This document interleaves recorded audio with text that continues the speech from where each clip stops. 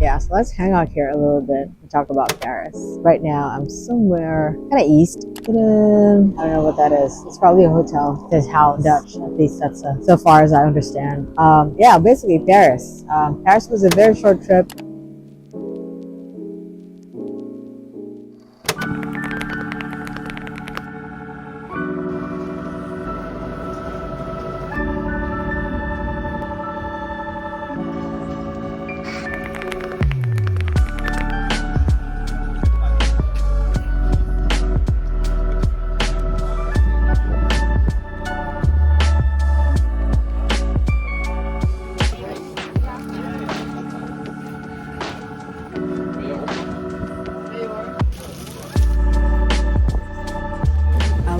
Market, mission accomplished.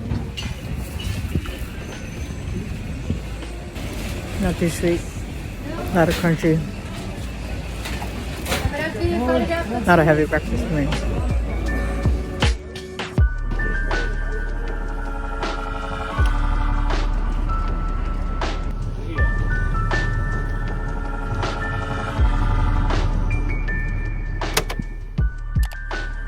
Unfortunately, like, it was raining when I arrived, it was raining when I left. Basically, I had like 2 days, but then it was whittled down to 1 because of the rain. So I tried the metro. I did take the Eurostar from Amsterdam to Gare du Nord.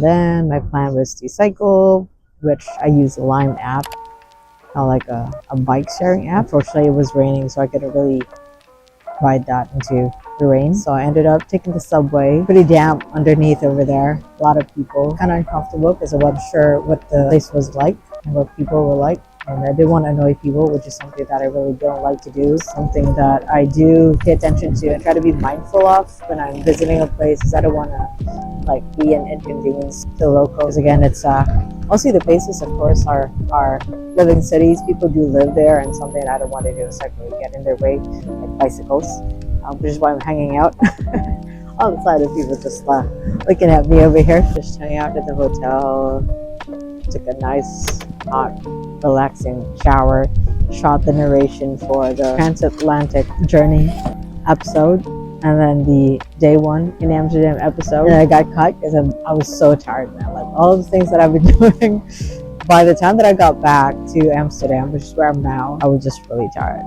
My brain was done. I'm so ready to finally relax. I did what I have to do. Hang out at the hotel my first night, and then got my bike. I said whatever's gonna happen, I was gonna go and make it happen. I was gonna cycle around Paris. Hey guys, my only full day in Paris, and I'm gonna go and take my bike, go around. Itineraries Montmartre and Croissants.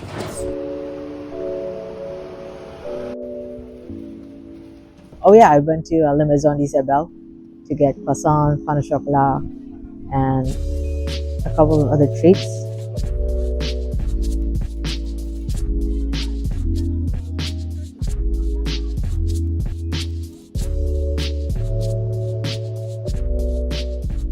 And so I try to make my way to the Notre Dame, which is still under repair.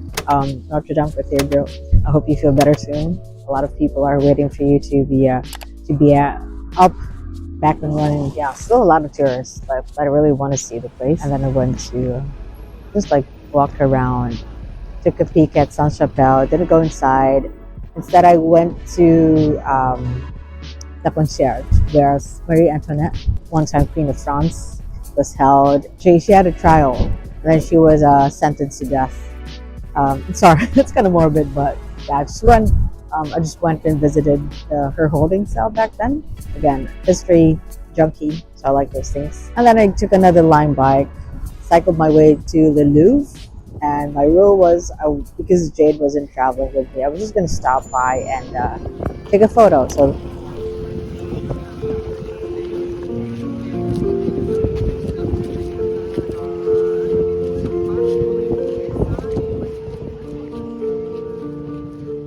and then I went to, that's when I cycled to Montmartre and did a mini pilgrimage to the Sacré-Cœur, Basilica du Sacré-Cœur. Okay, enough cycling for now. Making my way up to the Basilique du Sacré-Cœur, the Basilica of the Sacred Heart. I am in the Montmartre area, just outside of the main area of Paris. That's what I'm supposed to say. Making my way up. But I did just cycle from my hotel to the Louvre and then to Montmartre to see the Sacré-Cœur. Then I'm going to be looking for the church where the founding brothers of the Jesuits made their oath to commit themselves to God. I wanted to see the Eiffel Tower from there, but I couldn't figure out which spot relative to the Sacré-Cœur I was going to need to stand to see the Eiffel Tower. So I made it to Paris, but did not see the Eiffel Tower at all. Mostly churches I found that I actually visited and wanted to see. My bigger itinerary at Montmartre was actually another church that had something to do or had ties to site of Jesus, which is the Chapelle Saint-Pierre or something like that. Basically St. Peter's Chapel in English, which is supposed to be the site where the 7 founding members of the site of Jesus made their vows of chastity, obedience, and poverty. Another interesting fact about the St. Peter Chapel is that it was also once a royal Benedictine monastery, and again, basically primary school, I went to the Jesuit school in the Philippines, Jesuit-run school in the Philippines, also for university. But for high school, I did go to a Benedictine school. So kind of stuff that are actually interesting to me in my life, and just like, okay, making the world bigger, how the schools that I was brought up in, how they developed elsewhere. So, yeah, that was Paris. Like the next day it was raining. The night of the day that I actually go around and cycle Paris, it was actually also raining and kind of cold.